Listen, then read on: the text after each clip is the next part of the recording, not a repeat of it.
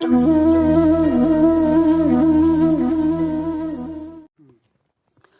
हम बात करते हैं कि भाई ऐसा आज के समय में ऐसा क्या हो रहा है कि भाई वैवाहिक जीवन है सुख सुख से नहीं जा रहा, दाम्पत्य जीवन एक दूसरे को छोड़ रहे हैं, उनके अंदर नकारात्मकता आ गई है, कुछ समय तक साथ रहते हैं लेकिन साथ नहीं रहते हैं।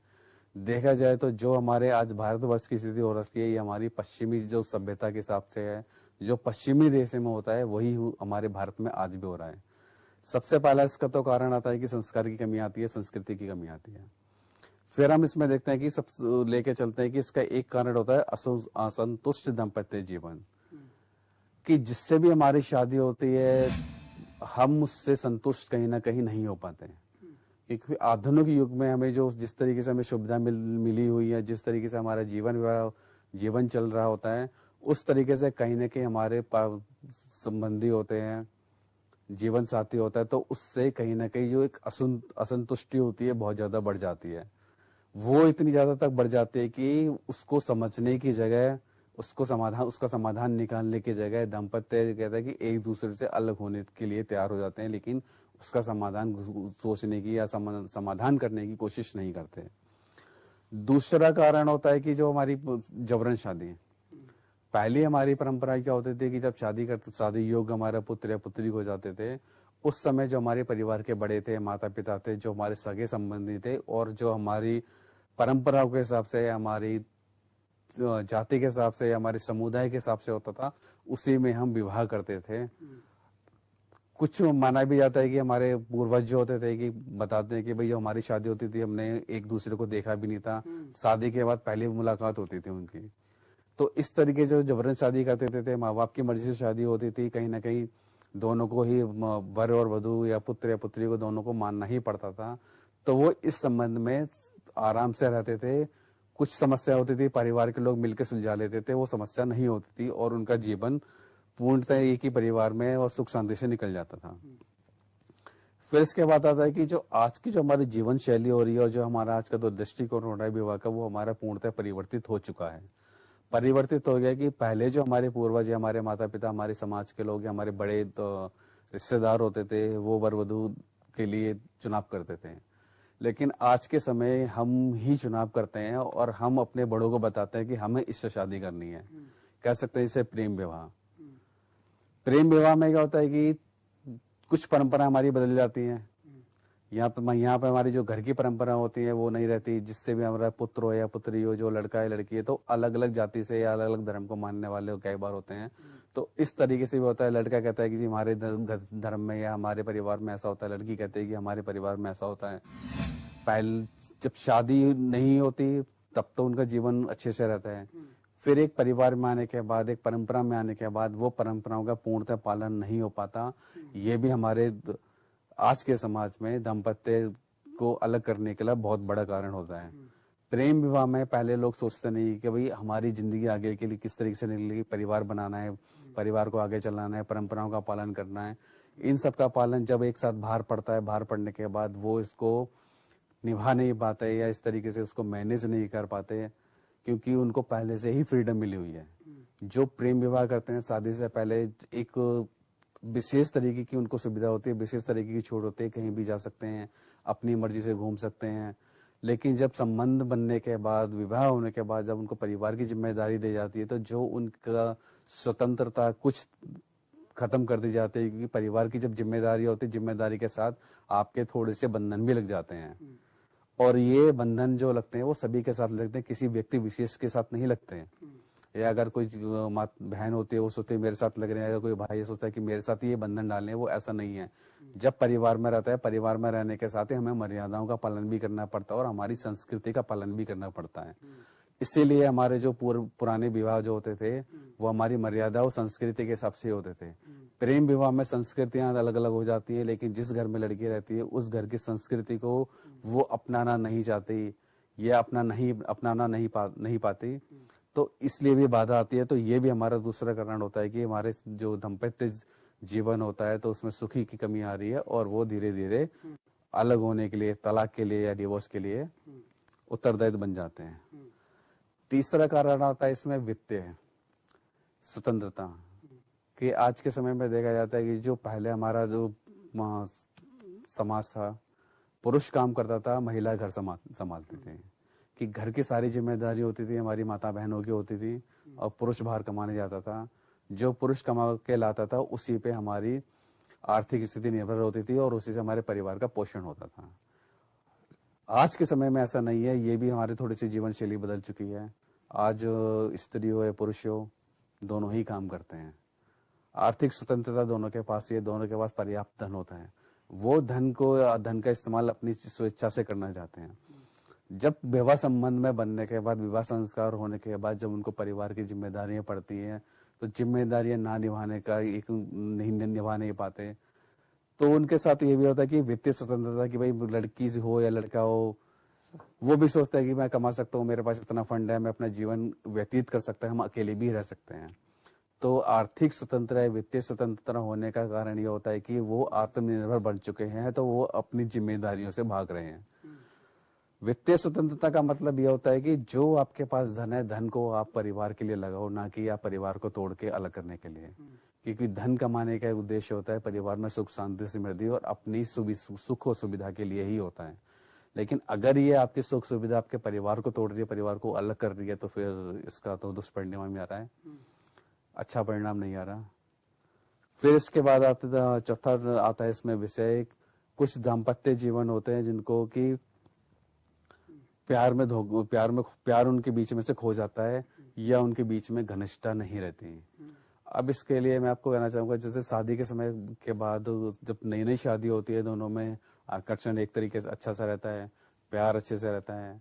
जब हमारा परिवार वंश वृद्धि आगे करता है, हमारे बच्चे हो जाते हैं, तो पुरुष का सारा ध्यान अपने परिवार के पालन के लिए, घर की उन्नति के लिए, बच्चों की उच्च शिक्षा के लिए रहते हैं। और जो हमारी माताएं बहनें होती हैं घर में रहती है, उनका पूरा जीवन या पूरा दिन उनका निकलता है बच्चों की परवरिश के लिए, बच्चों की जरूरत के लिए, उनको भोजन करना, उनकी सुविधाओं के हिसाब से घर परिवार में ध्यान रखना। तो इस सब दृष्टिकोण में होता है कि जो पति पत्नी का जो आपसी संबंध होता है, आपसी प्रेम होता है, तो वो कहीं ना कहीं इसमें खो जाता है। कि उनको दिनचर्या उनकी इतनी व्यस्त होती है कि उनको एक दूसरे के लिए समय ही नहीं मिल पाता। जब समय नहीं मिलता तो धीरे धीरे उनके अंदर आकर्षण कम हो जाता है, प्यार भी कम होना शुरू होता है। तो एक दूसरे के लिए जब प्यार नहीं रहेगा तो फिर थोड़ी सी इसमें बाधा भी आती है। तो ये भी हमारे सबसे बड़ा कारण बन जाता है कि घनिष्ठता कम होने के कारण सोचते हैं कि भाई हमारे अंदर प्यार ही नहीं रहा, जो हमारी जरूरत नहीं होती। कई बार होता है कि प्यार की जरूरत स्त्री को ज्यादा होती है, कई बार पुरुष को ज्यादा होती है। जब एक दूसरे से संतुष्ट नहीं हो पाते या उनकी इच्छा के हिसाब से, उनके जो जीवन साथी उनका पूरी तरीके से उनकी इच्छाओं के हिसाब से ध्यान नहीं दे पाते, तो इसलिए ये भी एक बहुत बड़ा कारण बन जाता है अलग होने। तो पहले क्या था कि एक दूसरा है कि विवाह में जो विच्छेद होता था, पहले ऐसा नहीं होता था। अब क्या होता है कि जो हमारे डिवोर्स का जो प्रोसेस होता है वो बहुत आसान कर दिया। पहले जब हम अलग होने की सोचते या डिवोर्स देने की कोशिश करते थे तो हमें हर चीज का डर था। अपना भी डर था, शादी होगी या नहीं होगी, परिवार का भी डर था कि भाई परिवार वाले क्या सोचेंगे, समाज का भी डर था कि समाज में इसका बुरा प्रभाव पड़ेगा। लेकिन आज के समय में ही ऐसा नहीं है। ना ही हम अपने परिवार के बारे में सोचते हैं, आज के जो तलाक देते हैं, ना ही वो अपने बारे में सोचते हैं और ना ही वो अपने परिवार के बारे में सोचते हैं।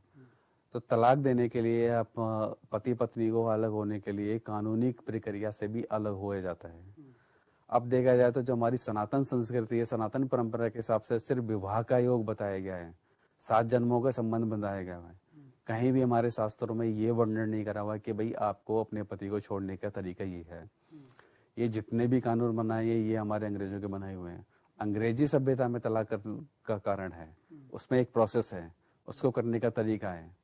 तो इसी तरीके से भी तलाक का ये बहुत बड़ा कारण बन गया है कि भाई तलाक होने के जो कारण होते हैं बहुत आसानी होते हैं। सबको पता होता है कि तलाक कैसे करना है, इसका कानून क्या है, नियम क्या है, डॉक्यूमेंट्स क्या लगते हैं, पूर्णतः जानकारी हर स्त्री हर पुरुष को है। तो इसलिए वो इसका सोचते हैं कि हमें तलाक दे देना चाहिए।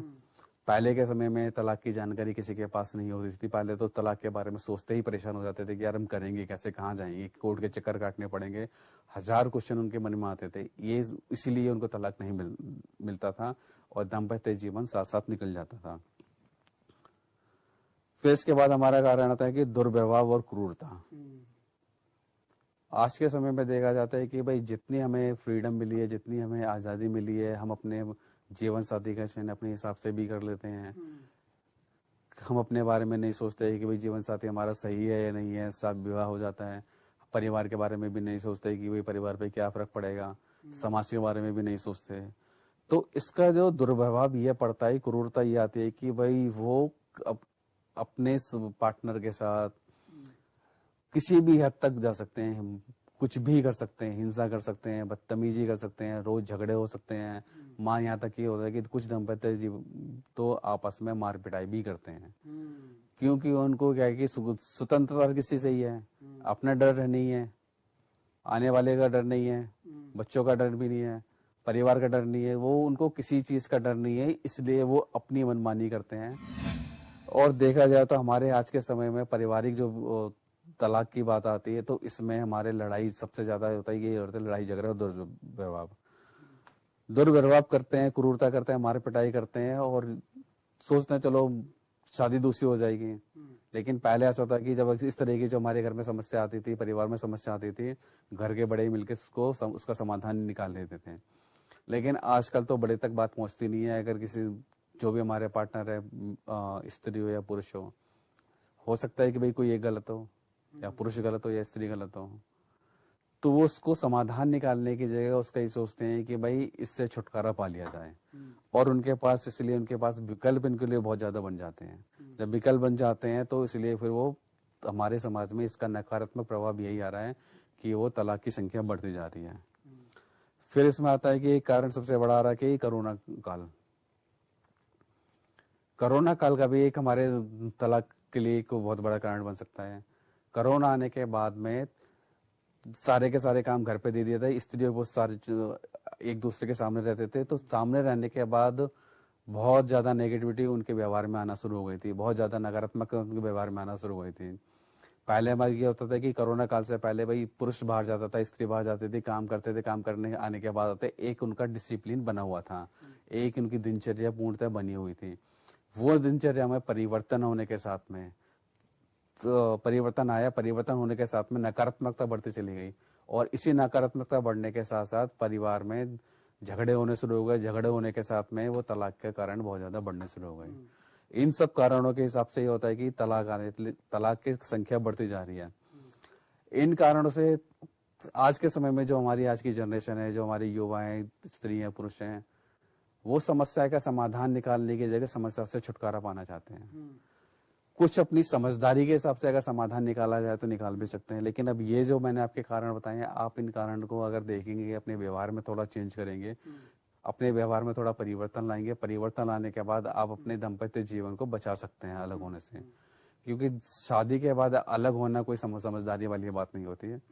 इससे हमारे ऊपर तो प्रभाव पड़ता ही है, लेकिन हमारे बच्चों के ऊपर भी प्रभाव पड़ता है। जो हमारा सेकंड पार्टनर होता है, जिससे भी हमारा दूसरा विवाह होगा, तो इसका कोई विशेष गारंटी नहीं है कि भाई जो आपका दूसरा पार्टनर होगा वो बिल्कुल ठीक हो या फिर जो आपके मन के हिसाब से होगा। हो सकता है कि नहीं भी हो। मेरे अनुभव में मैंने देखा है कि जो तलाक होते हैं, नए जो दंपत्ति उनके तो तलाक हो रहे हैं, वो तो एक अलग बात है।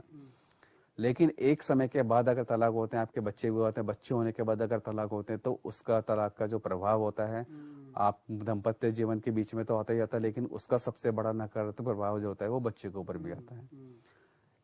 कई बार तलाक होते हैं ये 5 साल के बाद होते हैं, भी छोटे बच्चे हैं। कई कुछ लोगों के तलाक होते हैं जी बच्चा अगर उनका 10 साल 12 साल का भी, अलग अलग एज के हिसाब से आते हैं। लेकिन झगड़ा भी होता है कि बच्चे को माँ रखेगा या पिताजी रखेंगे, दोनों को इस बात को झगड़ा होता है। लेकिन ये भी झगड़ा जब समाप्त हो जाता है तो जो बच्चा होता है, तो बच्चे को अपने माँ और बाप दोनों चाहिए होते हैं। तलाक होने के बाद जब माँ उसको एक ही मिलता है, या तो माँ मिलेगी या बाप मिलेगा। जब एक का ही प्यार मिलता है, पूर्णतः दोनों का नहीं मिलता, तो उसके जीवन में एक निराशा और एक नकारात्मकता आना शुरू हो जाती है। कहीं ना कहीं ये भी देखा जाता है कि उन पे इतना बुरा प्रभाव पड़ता है कि कुछ बच्चे ये भी सोचते हैं कि मुझे शादी नहीं करनी।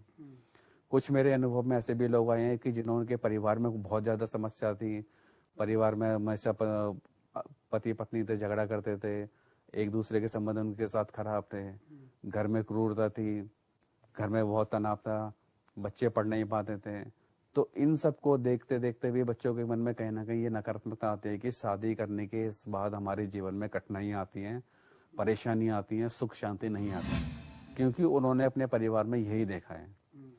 इसके साथ भी और भी कारण हो सकते हैं कि हमारी कुंडली के हिसाब से भी हो सकते हैं कि जो हमारे आज के समय में जो हमारे तलाक के केसेस बढ़ते जा रहे हैं, जो कुंडली में भी जो हमारी गृह दशा होते हैं, गृह दशाओं के हिसाब से भी इसका प्रभाव भी हमारे ऊपर पड़ता है। जब हम कुंडली मिलान कराते हैं तो कुंडली मिलान जो कराते हैं वो हम शॉर्ट में कराते हैं, ये भाई कुछ चीजें देखी उसको गंभीरता से नहीं लेते हैं। लेकिन कुछ दंपत्ति में देखा, ये भी देखा हुआ है परिवार में कि वो अपनी कुंडली, कई बार होता है कि वर हो या वधु हो अच्छे घर से होता है, कुंडली उनकी मिलान नहीं हो पा रही, कुंडली में उनके दोष लगा हुआ है, फिर भी सोचते हैं चलो लड़का अच्छा है या लड़की अच्छी, शादी कर दो, बाद में सब सही हो जाएगा। लेकिन वो बाद में सही नहीं होता, कहीं ना कहीं उस नकारात्मकता का प्रभाव उनके जीवन में आता है और कहीं ना कहीं वो भी अलग, उन दाम्पत्य जीवन में अलग होने के कारण बन जाता है। तो अगर आपके जीवन में ये समस्या आ रही है तो आप अपनी कुंडली के हिसाब से भी समाधान कर सकते हैं, और इसके साथ में और समाधान और भी है, अध्यात्म के हिसाब से भी आप समाधान कर सकते हैं। कुंडली के हिसाब से जिस ग्रह का दोष आ रहा है, जिस बाधा का दोष आ रहा है, उस बाधा का निवारण करके कर सकते हैं। और तलाक अगर आपकी होने की कगार पे है, अगर आप तलाक नहीं चाहते हैं तो विशेष आचार्य को दिखाइए, अपनी कुंडली विश्लेषण कराइए, उसके साथ कुछ पूजा पद्धति होती है, कुछ उपाय होते हैं, कुछ वो भी आप कर सकते हैं। नहीं, कुल मिलाकर समझदारी होनी चाहिए। ये सब तो स्वामी जी बता रहे हैं कि आप की योग्य बनते हैं, कुछ ऐसे योग्य बन जाते हैं तलाक के तो वो शांत करा सकते हैं। अध्यात्म गुरु जैसे स्वामी जी हैं, ये लोग भी, इन लोग के पास भी कई लोग आते हैं तो ये लोग भी समझाते हैं अपने द्वारा